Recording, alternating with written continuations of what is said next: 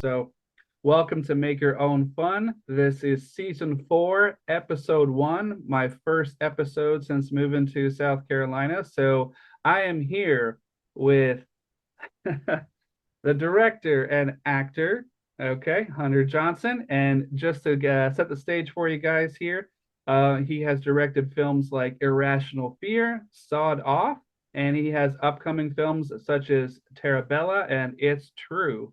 So hopefully that It's is it's all fate. true. It's fate. Oh, it's fate. Well, I guess that's true that it's fate.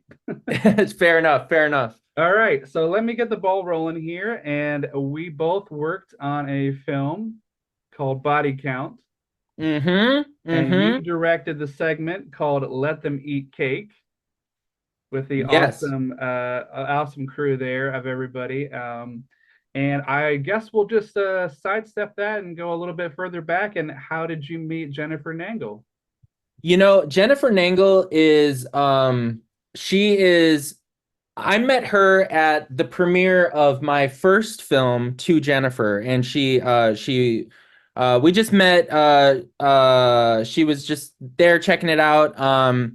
And she ended up working with two buddies of mine on Malvolia. They had done some test shooting for her character Malvolia. I directed a short film for her. I'm trying to remember. That might have been pre-Malvolia now that I'm thinking about it. I directed a short film for Jen called The Deal that actually went pretty viral, which was a cool surprise. It was a short kind of thriller. It was one of the first short films that I directed in LA. And we just got along great. And I kind of heard that she had been playing with this Malvolia character, and I was like, oh my gosh, let me get involved. How can I help? And ended up working on the first Malvolia episodes that she made. I was a writer, director, producer on a bunch of the early seasons, and also was one of the people that kind of spearheaded her Halloween specials that she does every year. So it's Jen and I have been working together a long time. She's also was one of the stars of Irrational Fear. And when she asked me to be a part of Body Count, it was like a no-brainer for me of like, of course, like she is one of those true ride or dies that that if I'm available and I can do it, I would love to do it. So to be a part of Body Count and to see the character of Malvolia evolve from, this tiny little web series that we were doing way back when into now a feature length horror anthology, I was just so proud of her, so proud of Charles Chudabala, her producing partner. And I've told both of them this. It was inspiring for me to watch them put that whole thing together because the scope of Body Count was so big, so many people involved, and it's a great movie. I had a lot of fun working on it. I had even more fun watching the whole thing when it was complete. I was really only involved in the one segment, so everything else was a fun surprise for me, and I thought she just knocked out of the park. Oh yeah, she's great. And I have to ask because the first time that I got to see the segment Let Them Eat Cake was at the premiere. And I have to ask you this, and I didn't get a chance to ask Bridget this. I've had her on the podcast. Oh, great, great. Yeah, she's awesome. And so the scene where she's force feeding the cupcakes to Jen, uh, Mm-hmm. she looked like she was having the like Bridget looked like she was having the time of her life. And I have to ask like how many takes that was because the rest of the scene, is just setting it up, and she's this mild mannered, character, and it's just kind of the tension is building and building about her getting her revenge. And I just thought, wow, she's just unleashed in that scene, Bridget is. And was that, multiple takes, or was she just like, I'm gonna just go for it and it looks so much fun. To Jen and Bridget's credit, they just went for it. Charles Chudabala wrote the script for Let Them Eat Cake, and the cupcake force feeding was actually my only addition to the script. Oh, really? Yeah, yeah. So it got to the point at that point in the story where Bridget kind of got her revenge, and I was like, hey, like, what if we, instead of how it was originally written, what if she smothers her to death with cupcakes? Like, because that kind of and then that really worked tonally for everything because Jen's character in that short, bless her heart, is just such a bitch. Like, forgive me, I'm not sure if I'm allowed to swear on Oh this, yeah, you you can know, swear as much as you want. and Yeah, it yeah, and she's just talking trash about these cupcakes, and I thought that the moment, I don't want to, yeah, the moment where Jen is looking down at her and basically says like, "Oh, by the way, all that trash I was talking was just bullshit, and I actually think these cupcakes look really good." Like that's the thing that snaps Bridget, and they just got messy, and we rolled it all together because obviously we can't reset makeup no, with no, all yeah, that. It was kind of like, all right, you ready for this, Jen? You ready for this, Bridget? All right, let's go. Like, and they are both such troopers. And Bridget was a pleasure to work with too, and really brought that character to life. And I have nothing but positive things to say about her. And yeah, I thought that their dynamic, in particular, Jen's bitchiness and Bridget's kind of meekness, up to the point of breaking, was really fun to play with. that's nice. I think when I went to, because I went to the premiere and then I went to the screening at the Culver City Film Festival, and I think there was a couple of times when I heard people, might have been us, like our group, or there might have been people behind us just saying like, "Oh, damn!" like when that part happened. So, I just wanted to give you a shout out for that. I And appreciate it. It was fun. yeah, going back to what you were saying about being from out of town, so growing up in Wisconsin, like how did you first get interested in filmmaking? Well, it's so wild. I started as an actor. I did children's theater growing up. My parents bought me a Handycam mini DV recorder when I was probably 11 or 12 years old, and started making action figure movies. So between the acting and kind of just running around with friends shooting movies, I was the kid that like whenever we'd have a group project or where we had some creative freedom, I'd be like, hey, let's make a movie, talking about science or whatever the thing is. So I was always flirted with the idea of making movies and was fortunate enough to know some indie filmmakers in Wisconsin as a kid and acted in a few independent films. Um, so it was really like it was a no-brainer for me. And the thing that really set it off, right here, hold on, right there on my wall, is an email that I have printed out. So let me backtrack. I am a huge horror movie guy. I started buying horror movies and watching them growing up. I would just buy every movie I could for $1 a piece, and just bring them home and watch them. And I watched the Sleepaway Camp series, and it changed my life in a major way. And Sleepaway Camp Part Two, in particular, I was just blown away by the lead actor's performance. So I ended up writing her an email as a 17-year-old kid that basically said, hey, I'm like getting ready to graduate high school. I'm really thinking into getting into filmmaking, into acting. Do you have any advice for a nobody kid like me? And she wrote me back, which is the email that I have right on my door. And it said, hey man, like go do it. Like the best way to become a filmmaker is to make a film. The best way to become a director is to direct a film. Like nobody's gonna hand it to you. You just literally have to do it, and the more you do it the better you'll get. So that was kind of like the final nail in the coffin where my dad's like, okay, but what's your backup plan? I'm like, what do you mean? Like there is no backup plan. Like it's act and direct and make movies and be a part of films. I don't care if I'm making coffee on set. That's always there's no role too small, there's no job too small. I just want to be a part of it, and horror films in particular.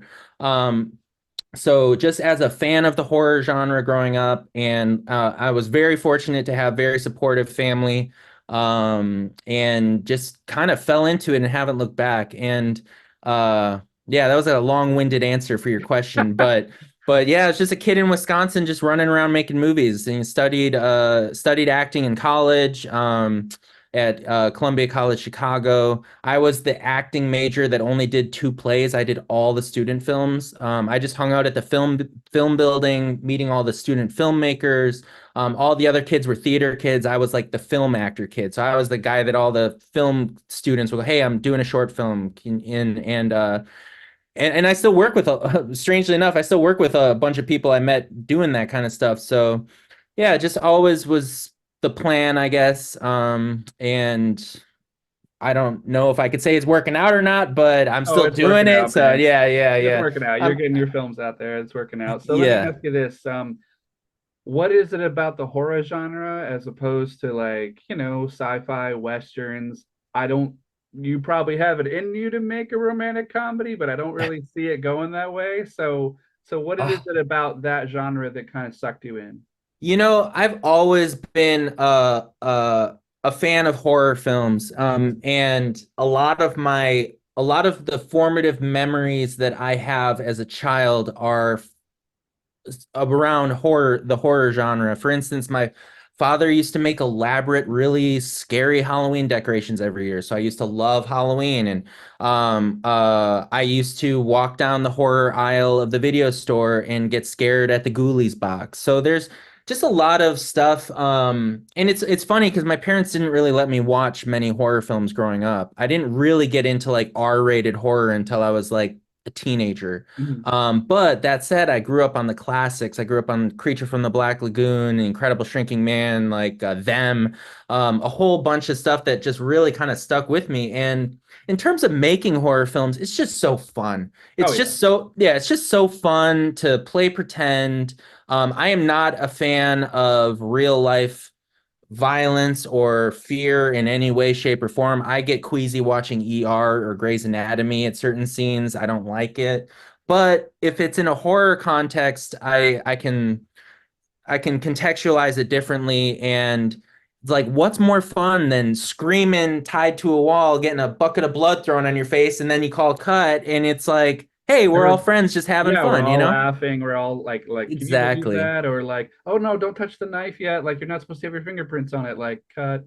Yeah, yeah, exactly. So I don't know. It's always been my favorite genre. That said, I would love to direct other genres. I have dabbled, but I always keep coming back to horror. I keep telling myself I'm gonna do a straight comedy, and then I start working on an idea and it turns into a horror. If somebody gets Um killed and you're like, well, I guess the romance died. Yeah. Yeah, exactly. So I what have a pitch for a romantic comedy, but yeah, it gets real rough at the end, so I'm not even gonna share it here. hey, But horror and comedy, good bedfellows. So let me ask you this, because it's such a success story. So what was the genesis of the LA horror company that you started, your production company? How did that kind of like get started?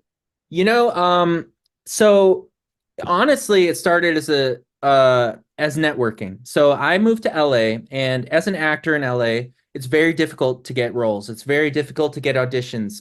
It is. I hate to be cliche, but it's a lot of who you know. It's a lot of so I spent a year or two when I first got out there. I got a handful of auditions, got a couple roles in some cool horror films, which was great. But I wasn't getting immersed into the scene, into the community. So I started lahorror.com as a way to network with filmmakers. So I would interview filmmakers, I would review films, I would share works of people. And fortunately, that ended up getting my foot in the door with some filmmakers that presented me some opportunities, and kind of just to put myself out there to be like, hey, what's up, guys? I'm here. I'm in LA. I love horror. I also love watching indie films. I've reviewed so many incredible indie films on that site. Now, granted, it's kind of taken a turn to more production as of late.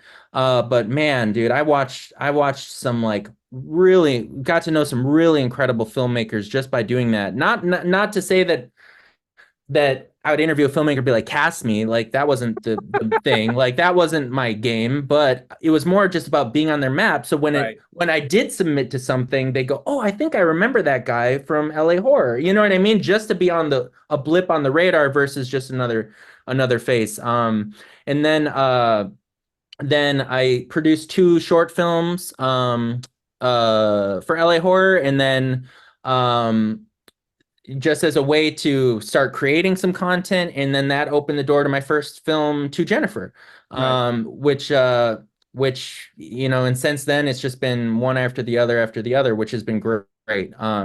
But yeah, so that it was kind of a way to put myself out there, and help promote other people's work, and also help introduce myself to people doing the stuff that I wanted to do. So yeah. Yeah, I agree with that 100%. In fact, I think back years ago to when I first got to LA and I was just doing like background work through like central casting. It was not so much to say like, oh, if you look at me in a long shot in like Ocean's 13, I'm like the guy in the casino. People were like, yeah, whatever. It's not Mhm. about that. It was about the green room or the cafeteria where you're having lunch and you're just sitting around talking to people like people, somebody's working on a commercial and they need a crew person, somebody's working on a short film and they need a gaffer, somebody's working on a play and they just need like some people to come and like help move furniture on and off stage. It's like that's how it is. And the people I feel like with you and Jen and Charles and people who've kind of made a career out of this and been doing it for a while is you've kind of figured it out that once you start helping people and you just want to do it because you love to do it, that's attractive and that helps you gravitate toward other people because nobody's a millionaire that I know anyway doing this stuff. So it's all about you. You got to love to do it and you'll find and you'll reach out and you'll, gravitate toward those other people who feel the same way.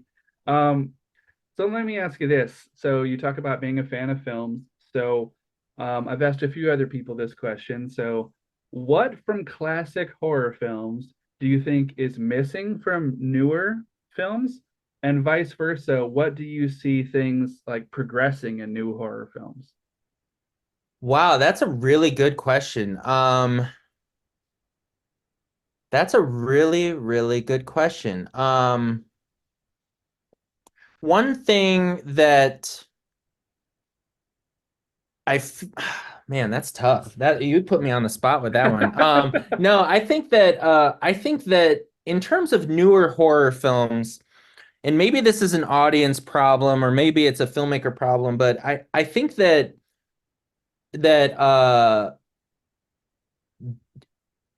people expect newer horror films to be scary. Mm-hmm. And I come from a philosophy that horror doesn't always have to be scary.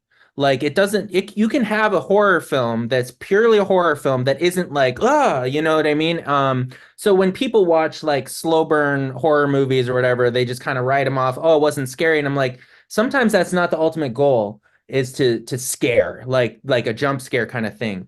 I think that a lot of classic horror films, they are scary because of their atmosphere. They're scary because of the framing, and not like scary like hide your hands, but just like unsettling or just unnerving. So I like. I'm a huge fan of slow burn horror movies. Now that said, there are some great there's so many great modern horror films that go from every end of the spectrum. But I would say that that people expected always to like, oh, it didn't scare me, so it must not have been good. No, like just because it's not scary doesn't mean it's not a great film. Um, I don't know if that didn't really answer the question No, specifically. I get what you're saying. Like I can I kind of piggyback on that and I can say like easy camera. What I can say too is that there are a lot of slasher films. There's nothing wrong with that. There's nothing wrong with buckets of blood.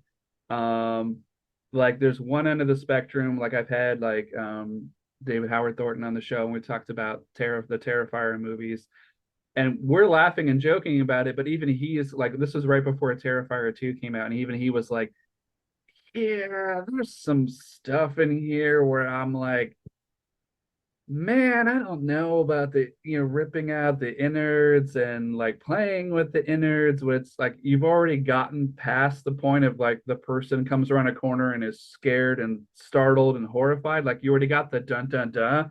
And then you just see Art the Clown for 5 minutes playing with somebody's intestines, and you're like, okay, Yeah. okay, and but it's just about the gross out factor. So, but there's a place for that, and what he does in those movies is like amazing, you know. But we I also laughed about like Mel Brooks movies and stuff like that. So it's like he's got a sense of humor about it. But on the other side of it, which I also appreciate, is everything like David Edgars does. Like when I first saw The Witch, yeah, and Robert and Eggers. like 5 or 10 minutes into it, I was just like, I felt like I was there with that family, getting ostracized from their community. They're living in the woods, and you're just like, everything about where they are is horrifying because if they don't grow their food and survive, they're going to die. And then when the supernatural element kicks in, you're like, oh, they're so fucked. They're so Yeah, yeah. Robert Eggers is my favorite working director right now. I am a huge, huge fan of The Witch, in my opinion, is the best horror movie to come out post 2000. If I had to put a top three greatest horror movies come out after the year 2000, The Witch would probably be number one for me. fucked. Also backtracking, I just got to work with David Howard Thornton, and he was fucking incredible. Oh, I'm like, he's a great oh guy. my gosh. And we talking about the Terrifier stuff. That guy's such a sweetheart. Oh He's yeah. such a oh my God. He is so that was a trip.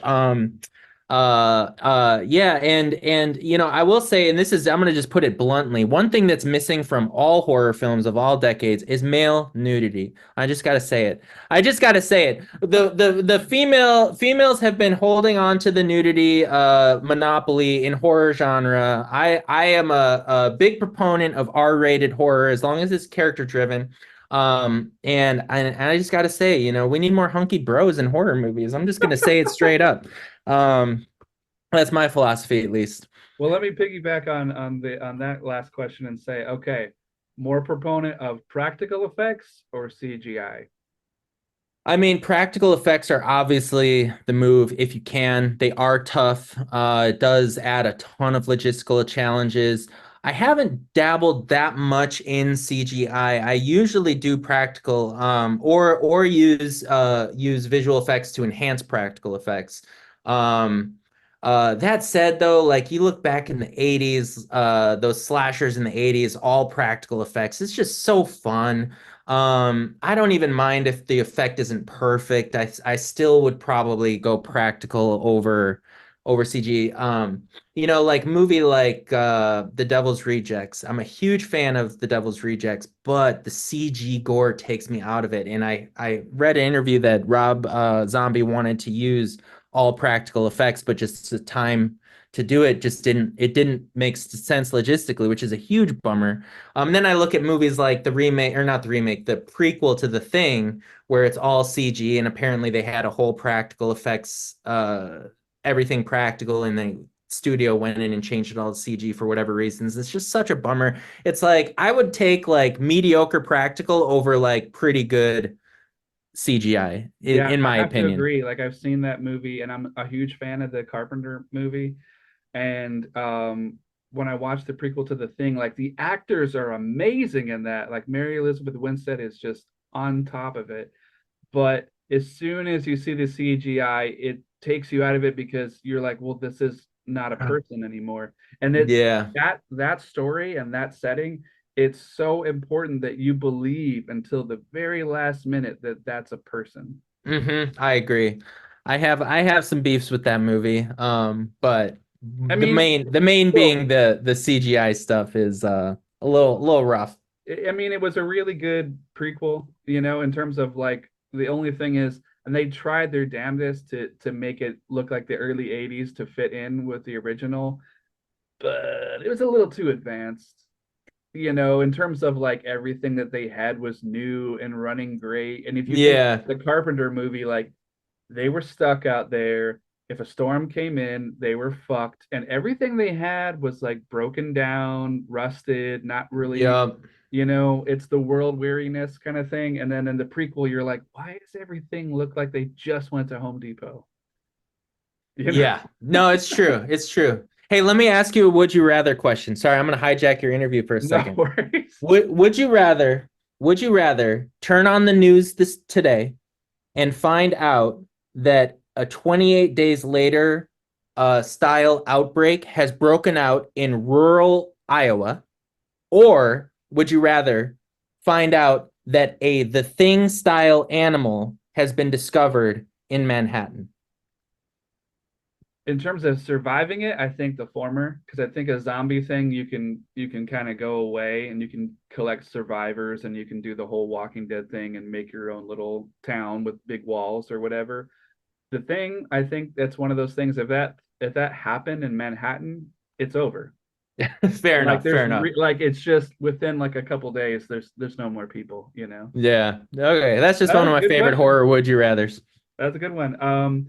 Here's a fun one for people that work on movies. Do you remember a time on a set when something wasn't working and the impromptu fix that you had to do as a director turned out to make the scene better? Like maybe like a prop just fell apart or some effect you were working on, or somebody's got to run through the woods and all of a sudden they trip or whatever. And it's like, oh, well, how this person scraped up their knee and like, how are we going to like make it seem like after and they've already been scraped or something like that, where something didn't work and you had to be like, oh my god, I got to put on my like improv hat here and like figure out a way around it to make it make sense with what came before and what's going to come after, where you're like, all right, let's fuck it, let's just try this. Totally, totally. I have an example from my film Sawed Off. So the premise of Sawed Off is these two hunters go in the woods and cursed cursed land, and one of them gets killed in a hunting accident Okay. and comes back to life. And they end up killing each other back and forth, and they keep respawning in the and there's a scene in the movie where how it was written, they've already killed each other several times back and forth, and they're confronting each other again on the lake, and what I need to happen by the end of the scene is for one of them to get their arm cut off.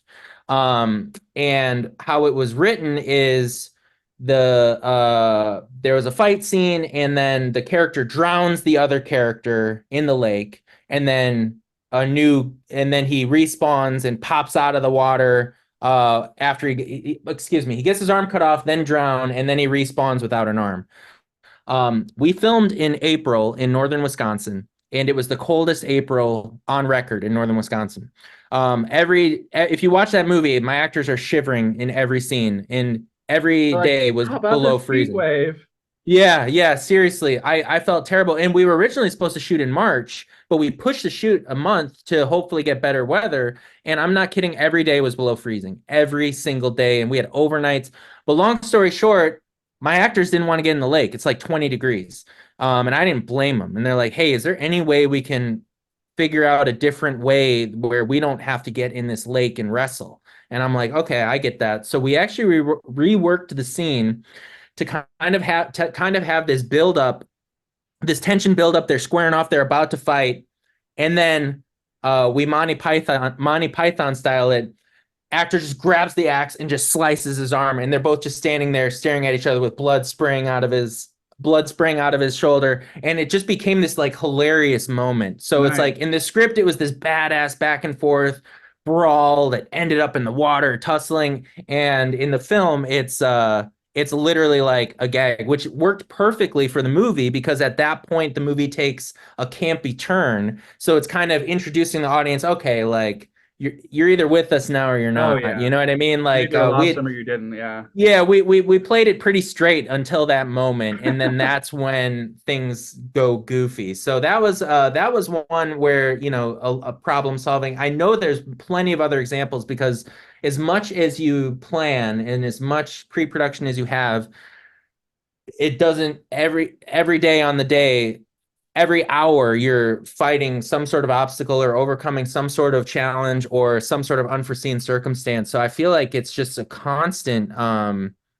rarely does a shoot go off without a hitch or something like that Especially if you're happening. filming outside. Like I don't know if you've seen the comedy movie Wet Hot American Summer.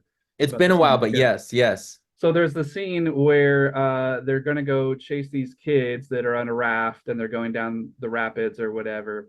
And they had permission, I think, to film on a river near the location where they were making the summer camp where they were making the movie. And then I don't know what happened. Something came up, or maybe their shoot got delayed or pushed back, and then something was going on. They couldn't get the permit to film on the river, and they were like, "Oh my god, we have this huge action-packed rescue scene thing planned, and they were like, we're going to lose the day. These actors have got to go. That, you know, in like 2 weeks they got to be working on something else. So they just had, I think it was like Ken Marino was like, I'll save him, and he just runs off screen, and then the rest of the scene is just like, I think his name is Joe Latrulio, the actor, and it's just him going like, "Oh my god, oh my god, you're doing it! Oh my god, like watch Yeah. out for the no, no, no," and then it's just on his face the whole time, and then like they just cut to him like walking by with the kids, and he goes like, "Well, I guess they didn't know that I was a professional whatever lifeguard or whatever back." Yeah. And he's just like, "You did it, man. I didn't think you could do it, but wow, you did it." And then like I think later in the movie he's like, "How come you guys aren't even wet?" That's great. You know, Yes. and it's just like a workaround. But well, I guess as we're wrapping it up here, I do want to ask you a couple questions here. So what advice, you know, all of this experience that you've had, you know, what advice do you have for like young aspiring filmmakers that you'd like to pass on? Because things definitely are different than they were, you know, 20 years ago or so, where you can do almost an entire film. I think you can with an iPhone, with a laptop. You don't even need Final Cut anymore. You know, you can do Hmm. stuff. So what do you kind of recommend? I mean, honestly, like it's so cliche, but it's true. It's my advice is to just literally do it. Nobody is gonna knock on your door and say, "Hey, do you want to direct this movie or do you want to act in this movie?" If you're an actor and you are trying to get more roles, you literally got to put yourself out there. If you want to be a director, write a short film, direct it. I know that's like super lame and cliche, but it's true. Like my first feature was shot on an iPhone, for almost no money. You know, it doesn't take a lot. Uh,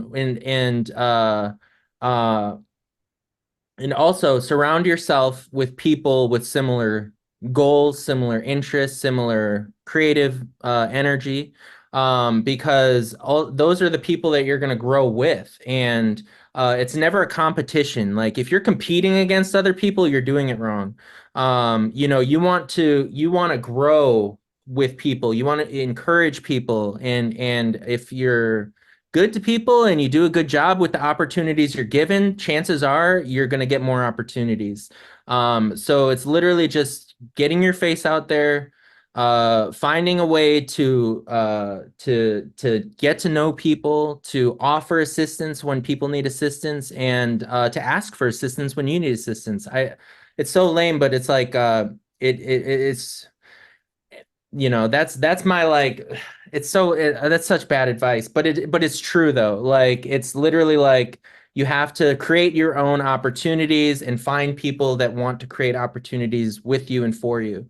I agree. I agree Yeah. 100%. In fact, I would even add on to what you're saying, because there were so many people back in the day, like when I was like, you know, just starting out doing background or working on short films and stuff, that there were people I would talk to, and like I said, you know, the cafeteria or just, you know, green rooms and stuff, where they were making themselves almost sick with this anxiety of like, my first movie's got to be like this big epic like apocalypse now movie. And I would sit across from them and I'm like, no man, you got to go make a goofy like one camera comedy thing with your friends, or a horror movie or something you can have some kind of control over and do. Like, where are you going to get a helicopter? You're not going to get a Yeah. fleet of helicopters, you know? Like you just got to go out there and have fun and make that thing, because that helps you learn and you get to the next step. You learn about equipment and lighting and everything else, and you get to the next step, and you, like you said too, bring on those people that just are your ride or dies, that want to have fun and make something and be there with you to go on the journey, rather than just like, this better get some nominations. Yeah, yeah. I mean, I think that it's real easy to fantasize about, you know, the big budget movie, but at the end of the day, like even directing a crappy short film is going to make you a better filmmaker. Even acting in a bad student film is going to make you a better actor. So it's like any skill. The more you do it, the better you're going to get. I am by no means an expert in any sort of filmmaking thing. But that said, I do try to increase my I try to take every project up a level in one way or another. Not necessarily budget, but just in one way or another, I try to make every project better than the last one. Plus, So you figure out what works, what doesn't yeah, work, what exactly. we like I said, I'll make the Home Depot reference or whatever, but like when you have to go in there and get stuff, if it's like your 15th year of going in there and looking for supplies or how to build something or how to make some kind of practical thing that you need, you have all that experience of going like, we don't need this, we don't need that, we don't have to go crazy expensive with tools or whatever.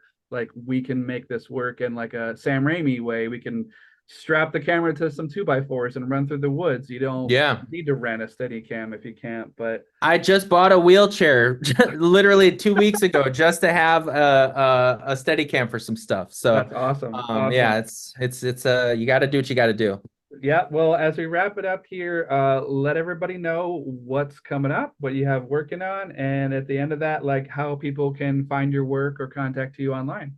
Yeah, for sure. The majority of the films that I've made are available via Tubi TV or Amazon. Just look up Hunter Johnson on IMDb.